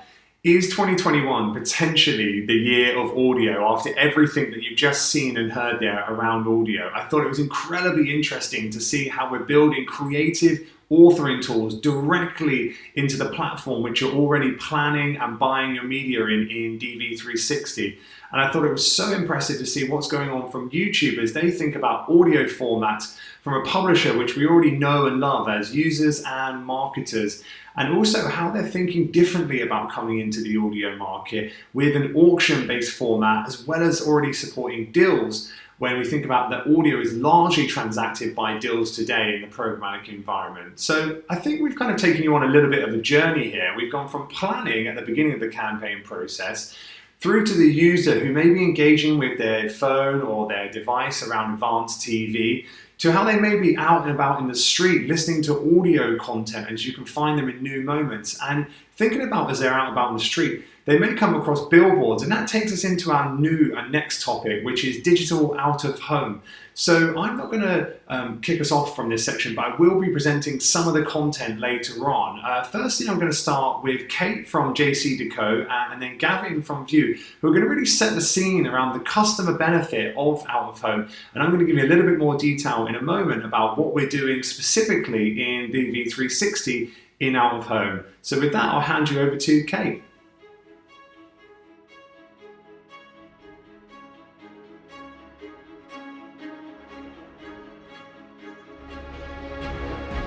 Thank you, Paul. Hello, everybody. My name is Kate Tovey. I am the Director of Commercial Strategy and Business Transformation at JCDecaux.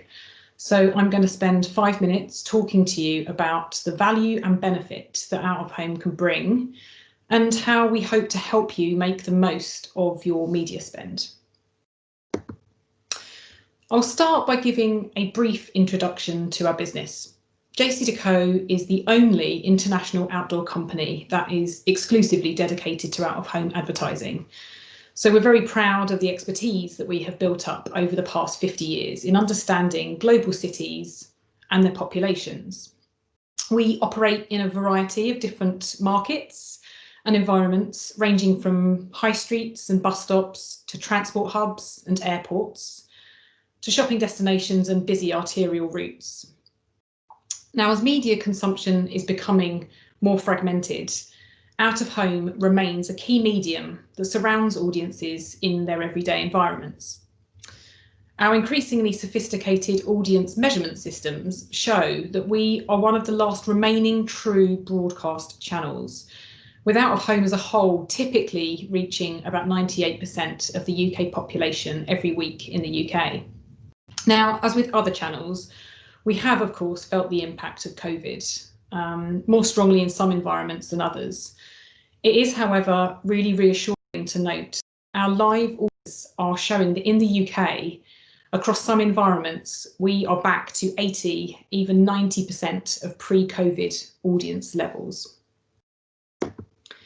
Now, the rapid digitisation of the out-of-home environment is really starting to accelerate the technology innovation. And it means that we can communicate faster, more effectively, and with greater flexibility. Which brings me on to the key question for today, which is how can out-of-home add real value to your media plan by positively influencing the brand funnel and driving business outcomes? So there are 3 areas that I want to briefly cover. Each really is a sizable talking point that we won't really be able to fully do justice to today. So in the bullet points, I've actually signposted some further reading that can be accessed on our JCDecaux UK website. The first is audience. Now, I've already spoken about out-of-home's ability to deliver big reach and to do so quickly. But we've also seen huge advancements in data-driven targeting. The power of out-of-home has always been location, which combined with more sophisticated audience segmentation that you might be using for your online or mobile buying, for example, means a more targeted and omnichannel approach. All of our real-time audience tracking info can be found on our Back to Business hub. The second thing is priming. We think that there is a really powerful combination of public marketing and private marketing working together to create trust and to deliver enhanced outcomes. We have actually researched P²+C=5 publication that looks at out-of-home's priming effect across the brand funnel. Specifically, the effects of using digital channels to retarget people who have been exposed to out-of-home. We are seeing some really positive shifts in awareness and conversion, specifically footfall and bricks and mortar sales. But interestingly, also in consideration, which is something that we have termed as part of this study, the golden metric. We live in a world where it is hard for brands to gain attention now more than ever because of COVID. Our research is suggesting that trust is key to driving attention.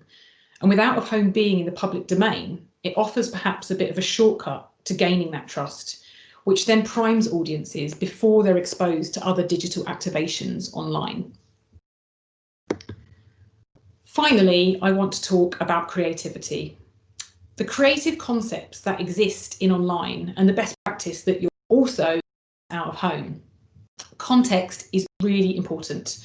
Smart data-triggered activations deliver relevant messages to audiences at exactly the right time.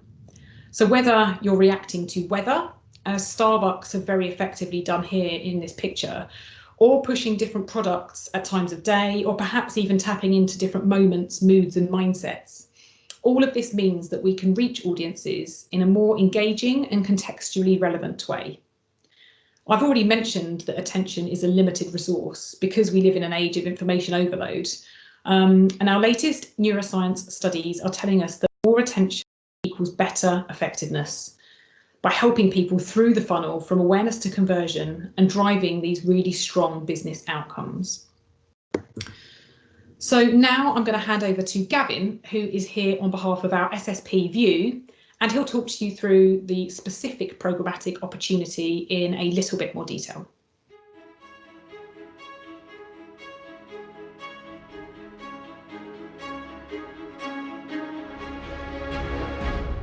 Hi everybody, my name is Gavin Wilson. I'm the Chief Revenue Officer at VIOOH. VIOOH is an SSP. We work with media owners around the world to help them monetize their inventory across traditional, digital, and across a programmatic exchange. And that exchange, that programmatic element, is something I'm going to talk to you about now just for the next few minutes. Now, programmatic has moved forward a long way in the last few years. Obviously, programmatic, very, very important in other channels, and it's fast becoming so in the outdoor market as well. It's no different to other channels in the sense that it offers that huge ability to target customers, both upper funnel and lower funnel, and of course can use data and precision to engage with that audience. So it really is both a broadcast channel and medium and a lower funnel, more direct response medium, often when positioned alongside other channels. So 3 key things I just wanted to highlight today, I guess, to reiterate the benefit of the out-of-home programmatic part of any media campaign. The first is that it is a really great way to leverage certain triggers and certain messaging. So, for example, a la programmatic in other markets, you can ingest data and use data to help make those key trading decisions via the DSP. And those triggers, of course, can be things like weather, they can be things like time of day or location of frames, or they could be things like the UV index, for example, when the UV index getting to a certain level, perhaps ads want to show. And we've run some really clever campaigns recently for brands looking to use really clever bespoke triggers. For example, another campaign whereby the emissions in the environment help to trigger a certain environmental message. So really, as you can see in that point one, those influential moments and messaging can deliver high percentage uplift when there's really contextual relevance subject to that trigger, that moment, that reason for an ad to show at that particular time versus another. The second is when the programmatic outdoor market is used to leverage or enhance other channels. And that often can be alongside mobile. We find that obviously mobile with the geolocate mechanism, consumers on the move, goes really nicely hand in hand with that outdoor messaging. So we're finding many brands tending to want to use the programmatic element of outdoor to coincide with the mobile messaging as consumers are moving and going about their everyday lives. And again, certain frames can be used, certain time elements, certain data can be ingested in to only show ads on certain frames. But once again, when activated alongside a mobile campaign, we're seeing that, again, really strong propensity to convert, really strong case studies as well, demonstrating consumers engaging much more with media, both on mobile devices and, of course, with that outdoor media message as well. And the third quite powerful way we've seen that the programmatic arm of outdoor is being utilized is when we are also enhancing that customer experience when we're planning omnichannel. So many brands now using the programmatic, the flexibility of programmatic outdoor alongside those other channels. So, for example, planning it in early enough to work alongside a video message or a display message or a mobile message, as I mentioned earlier. And I think, having that out of home elements that is really flexible, that can show media as and when, and obviously can really interlink to what that omnichannel customer plan and engagement plan looks like, really is of value. Programmatic certainly from an outdoor perspective can be interweaved into everything that's done across other channels, and it really means that the consumer has that great end-to-end experience of a brand, which, as we all know, with our consumer hat on, is incredibly important to have that real feeling that a brand gets you and resonates with you and connects with you, and actually you're only seeing that really relevant media at that right time in your everyday journey.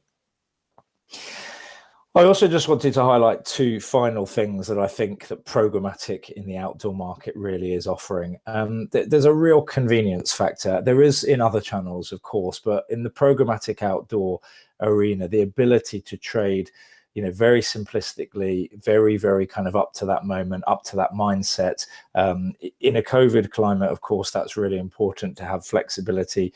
But in any other climate, it's really important to be able to target an audience, to allocate spend, to set those triggers, and then obviously to drive media messaging against that audience, through that convenience, and not necessarily have to look too far ahead or necessarily have to get too precise, which is really important at the moment, of course, in an ever-changing kind of world where budgets need to remain fluid. And I guess the last part is the flexibility and precision. The ability to have that real seamless movement of budgets from channels to be able to over-index or under-index and change and buy according to where perhaps an audience may be, or perhaps where a strategy may be, or perhaps where results may be.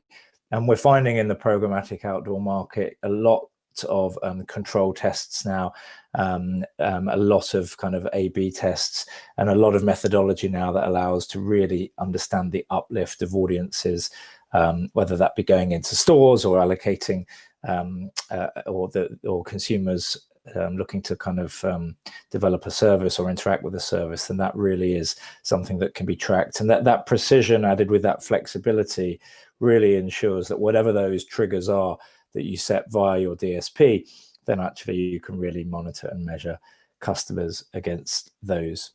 So I think the takeaway really is that programmatic in the outdoor market now, it's really quite refined. It's really becoming quite advanced. It's definitely offering that upper funnel brand awareness through mass scale, but it's also offering that lower funnel omni-channel measurable ability to really interact with precise audiences using those triggers, be it weather triggers, time triggers, or even those more advanced, sophisticated triggers. So yes, thank you for listening. Obviously, do reach out after the event with any further information. And yeah, we look forward to hoping to work with you all soon. Many thanks.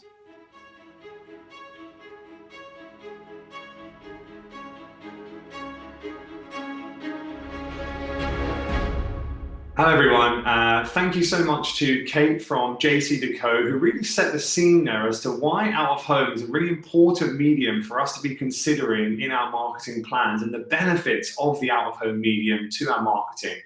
And then Gavin took us through some of the transition that's been happening in out of home in recent years, as it's now accessible through programmatic channels. And I'm going to start to take you into some of that detail now within DV360 about what we're bringing to market both now and what we're going to be working towards for digital out of home. The starting point really that our mission continues to be the same as it always was. Bring all of the channels that marketers have possible across display, video, audio, and now out of home into one platform so you can gain efficiencies in the process or using the same tools in one platform, as well as other marketing campaign efficiencies when we look at consolidation in other areas. And what does that really look like? So, we're really aiming for simplicity, but, when we looked at, for instance, fragmented ways of buying direct IO and then bringing that together in a consolidated way within our platform, we saw 29% benefit in those efficiencies. And we think we can start to transfer that into other areas such as out of home. Really, the way that we're going to be bringing out of home to market is going to be very familiar to you if you're already using our marketplace tool within DV360. Your one-stop shop, which you've always known to be able to find and discover the most premium inventory, now includes out of home. And here's an example of what that looks like. Within our area where you can access YouTube and other premium content across digital, TV, audio, for instance, you're now able to access out of home. And here's an example of our launch partner, JCDecaux. So, a new area in our platform, but a very familiar workflow. And the workflow to be able to book a deal is also going to be very familiar to you as you discover inventory and then reach out to the publisher to be able to not just discover, but negotiate and then book that all in one platform from DV360. We're going to be offering transparent choice to buyers so they can granularly select the exact billboards that they wish to buy within the platform. Now, they don't have to do this. They can select the billboards they wish to buy, and then the media owner is able to send back amendments to that if they have a better understanding of the media that you want to buy in DV360 when they send that response back in the RFP. But this was a fantastic option for buyers to transparently select the screens that they wish to buy. Now, looking more into the detailed features that we're going to be bringing to market, as far as the inventory supply goes, we're going to be focusing our launch with Intersection and JCDecaux, covering New York and other cities in the US with Intersection, and across the UK with JCDecaux. You'll be able to discover that inventory and plan within DV360 in the view that I just showed you a moment ago. And you'll also be able to upload your creative and have that automatically sync to the media owner. And once that negotiation is also finished in the buying mechanism, your campaigns and your IOs will be set up automatically as well. So there's a small degree of automation there that we're adding value to you from an efficiency standpoint in your workflows. The method in which we're supporting them from the outset will be a reservations type buy. So thinking about guaranteed fixed volume type buying, which typically is how out of home is already bought today. And then lastly, from a measurement standpoint, you'll be able to access audience impressions within our reporting tools both in the UI and our usual reporting area. So looking ahead, what are we working towards in the future? Now, we're not quite there yet, but what we want to work towards is simplicity. I'd say we are there largely on the simplicity side. When we think about the transparency and discoverability, negotiation, buying and measuring all in one platform. But where we also want to work towards more intensively over the next 6 to 9 months is thinking about scaling that opportunity beyond the markets and the media owners, which you just saw a moment ago. And then if we think about the notion of speed, planning and buying and executing an out-of-home campaign today can take days and weeks. We want to be able to offer that down to minutes if both parties, from both the buyer and the seller, have the appetite to do that and execute that rapidly. We want to be able to support that in our platform and really be able to offer that ability to go into this new medium rapidly with the creative assets you may already have from your digital buying or new creative assets you want to bring into the platform. So really, really exciting stuff from Google, and hope to hear more from us in the coming months as we start to build out new and exciting features within digital out-of-home in DV360. Now, with that, I'm going to hand you over to Nico, who's going to talk to you about privacy, a super important topic for us to all think about as we go into a privacy-first world that's critical for us to consider this pillar.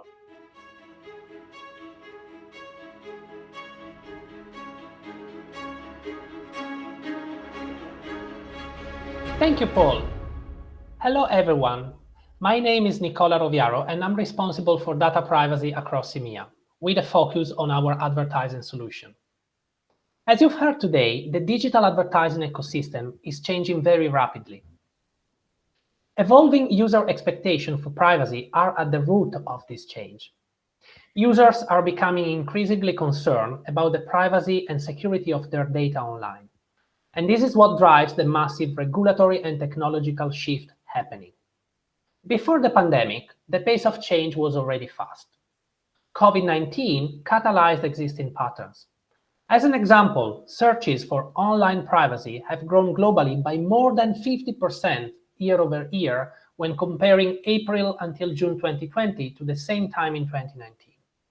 As more people go online, more often and in new ways, it is critical that we take the opportunity to restore and sustain user trust in digital advertising. Google's approach to this changing ecosystem is grounding on the 3 principles of user transparency, choice, and control. And that drives our efforts to raise the bar on user privacy, starting from our consumer products. We believe that users should be able to easily see and understand how their data is being collected and used for ads. They should have choice, and they should have the ability to control and adjust their choices at any time. In this moment in time, it's paramount for our product teams to keep addressing key marketing use cases in cookie-constrained environments, and more in general where less user signals are available. Finally, our approach to defining future industry-wide standards to replace third-party cookies and identifiers is grounded on enabling a free ad-supported internet. In the next few slides, I'm keen to share with you a bit more of our work on these 3 areas. Privacy and security have been core to everything we do since our earliest days as a company.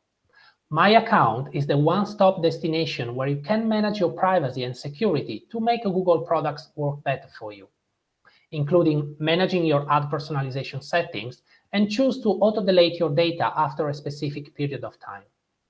In 2019, we saw people make more than 2.7 billion visits to their Google account pages, and nearly 20 million of people around the world visit it every day. We have also built tools to make controls easily and directly accessible in our various products.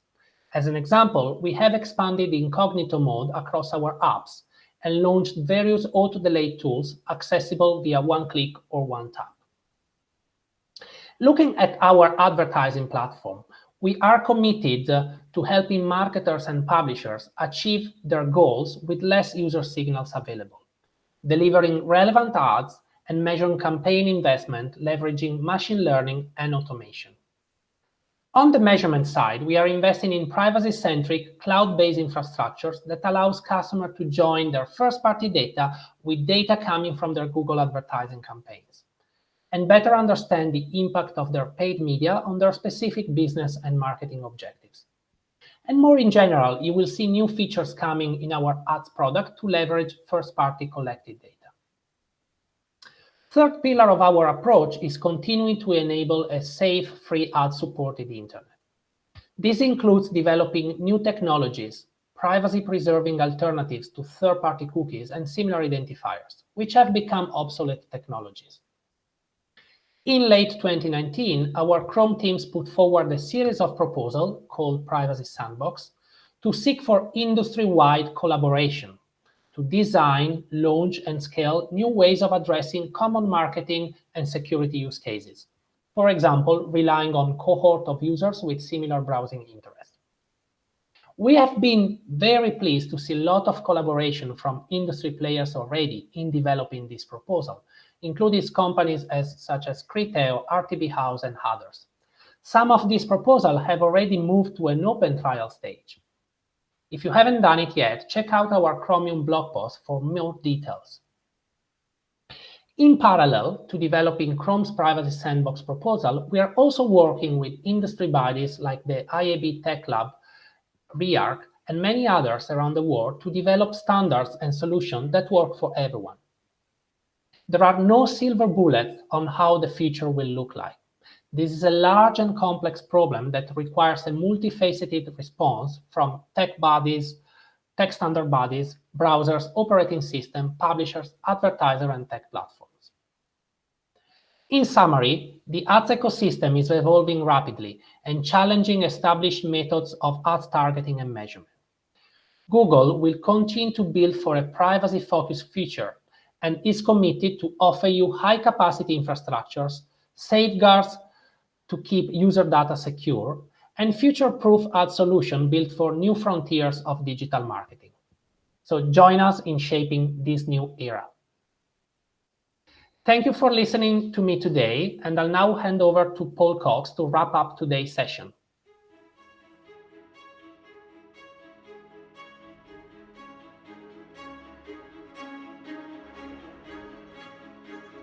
Hello everyone, we're almost there. Just a few short words from me to wrap up today's show. I want to start with thanking you for taking the time to engage in today's content and taking time out of your schedules to watch the show. Hopefully it was useful, interesting, thought-provoking, how you can take Google's new frontiers into your marketing moving forward and really extract value for you as a business from using those new frontiers to reach consumers and customers in new moments and interesting ways.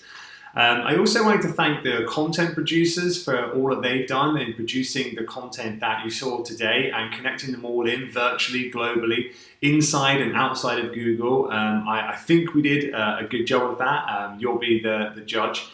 Please do share any questions that you had on today's content that you saw, any opinions in the form that's underneath the stream that you're watching now. And with that, I just want to say thank you from me, and that's all for today.